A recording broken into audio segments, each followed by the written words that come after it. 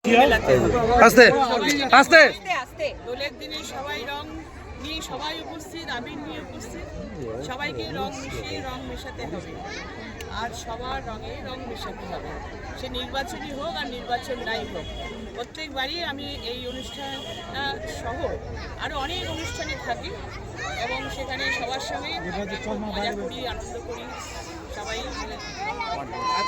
এবং এটা একটা জনসংযোগ তো অবশ্যই, সেটা আমার সারা বছরই থাকে। তার সঙ্গে সঙ্গে স্পেশাল এই দিনগুলোতে একটু ভীষণভাবে আরও ছোটোবেলাকার কথা বেশি মনে পড়ে যায়, খুব নস্টালজিক হয়ে পড়ি। তখন তো দোলের সঙ্গে শুধু আবির ছিল না, একটু রং টংও খেলা হতো পিচকারি দিয়ে। সেসবগুলো ছোটো ছোটো বাচ্চাদের দেখলে এখনও ভালো লাগে, ছোটোবেলাকার ছোটো ছোটো কথা মনে পড়ে যায়। আর নির্বাচন বলে আলাদা করা জনসংযোগ কিছু না, সারা বছরই মানুষের সঙ্গে জনসংযোগ। দক্ষিণ কলকাতা বিশাল চেহারা, সেই দক্ষিণ কলকাতা বিশাল চেহারা সবার সাথে, সব যেই জায়গায় ইনভাইটেশন আসে সেই আমরা পৌঁছে যাই সেখানে। দিদি, যেহেতু নির্বাচন, তাই রঙের এই উৎসবের সঙ্গে নির্বাচনটা প্রচারটাও এসে গেছে।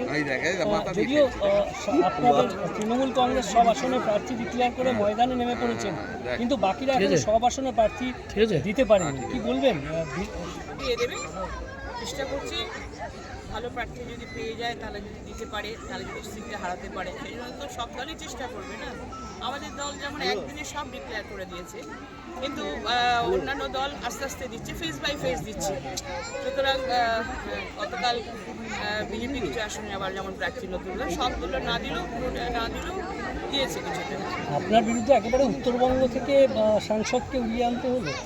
আসলে উত্তরবঙ্গের মানুষ তাকে গ্রহণ করেনি, কারণ এলাকায় তিনি 5 বছর যাননি, তার আগের 5 বছরে যাননি। সেই জন্য খুব ক্ষুব্ধ মানুষ ওখানকার, সেই জন্যে তাকে বলেছেন যে উনি দাঁড়ালে আমরা কেউ কাজ করবো না। এটা বিজেপি নেতৃত্বের খবর বা এটা ভাসছে খবরে আর কি। তাই জন্যেই বলেছেন যে ঠিক আছে, একটা সিট ফাঁকা পেতে পারি, সেখানে লড়াইয়ে আসতে পারি। এটা দক্ষিণ কলকাতা হয়তো বেছে নিয়েছেন। দিদি, গতকালের বিজেপির প্রার্থীতে একটাই চমক, যে একেবারে সন্দেশখালীর আন্দোলনে যুক্ত রেখা পাত্রকে প্রার্থী করে দেওয়া, একদম গ্রামের মহিলা, কি বলবেন? বসিরহাটকে তাদের দল মনে করেছে ও প্রার্থী হলে হয়তো সিটটা ওরা জিততে পারে।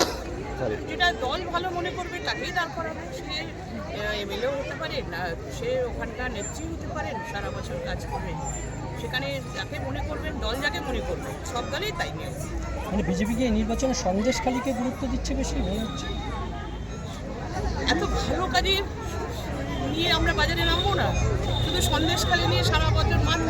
সন্দেশখালীতে তো আমাদের সরকার অ্যারেস্ট করেছে, লোকজনকে অ্যারেস্ট করছে। সন্দেশখালীতে তো বাইরে বিভিন্ন দেশের রাজ্য সিবিআইডি অ্যারেস্ট করে, তাতে আমাদের রাজ্যের শাসন ব্যবস্থায় যারা রয়েছে তারাই তো অ্যারেস্ট করছে।